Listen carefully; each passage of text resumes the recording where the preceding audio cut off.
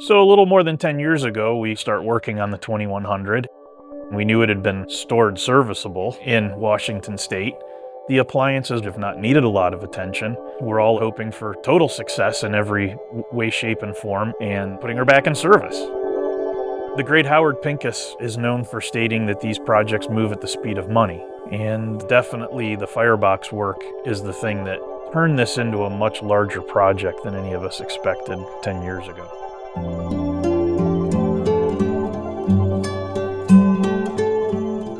We actually pulled an all-nighter here at the Roundhouse, where we had volunteers here literally throughout the night to ensure that everything would be ready for the day our contractors came to actually perform the first fire-up. The other item was we needed to raise an additional $4,500, kind of at the last minute. It's the donations that really make this work. We have a lot of great partners, but we always need cash in the bank to buy materials, hire professionals, and March was an exciting time to see the donations roll in when we told people just how close we were. Now we have a new goal and a new hurdle to surmount to get to the next step.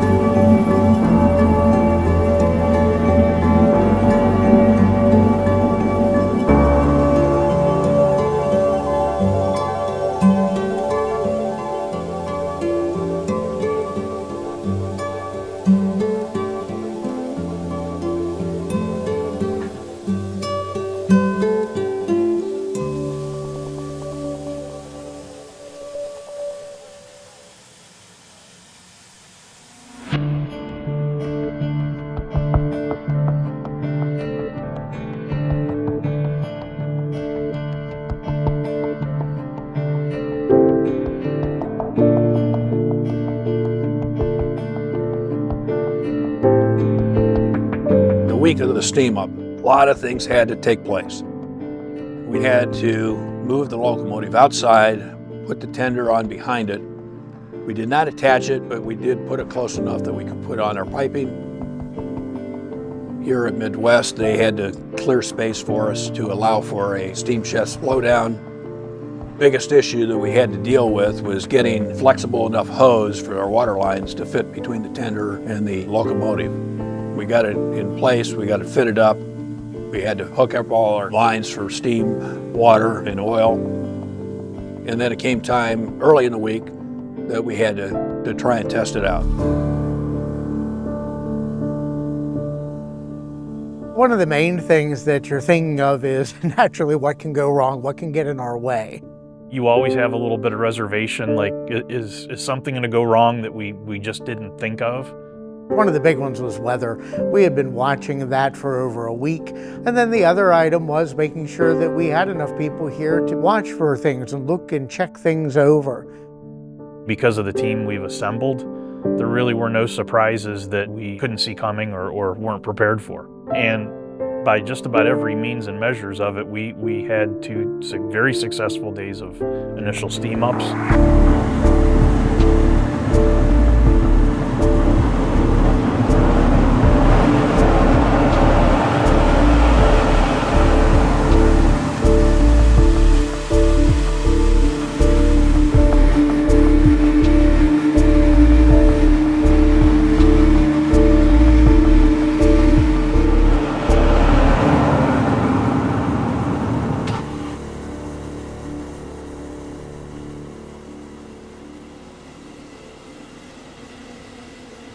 My interest in railroading is pretty broad, but my interest in steam is pretty specific.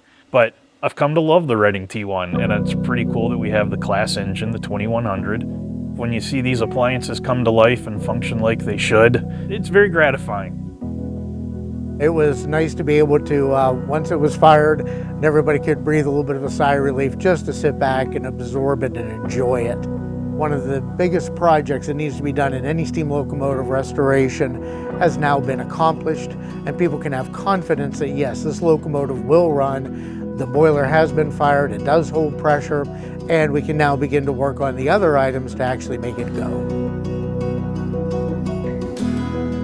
To date, we have had 23,651 hours in volunteered labor, and that has equated to $1.182 million. Generous donors who have given over these years $368,849 in cash that has gone directly into the locomotive. Now, on top of that, we have other expenses naturally that those donations do need to cover as well. $251,757, bringing our grand total to date, as of today, $1,803,156 total dollars invested into this project. Getting to blow the brand new Reading 6-chime whistle was pretty awesome.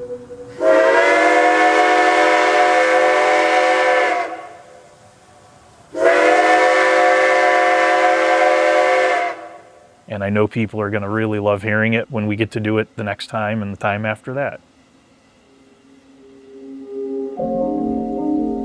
The interesting thing about the steam test was it fell 2 days short of our 10th anniversary of loading the locomotive and having it shipped to Cleveland. Over the last 10 years, many things have happened. We have $1,600 we need to spend on getting some parts and gaskets and such. We also need $14,100 still yet of professional labor services because we have $50,500 of running gear work to do.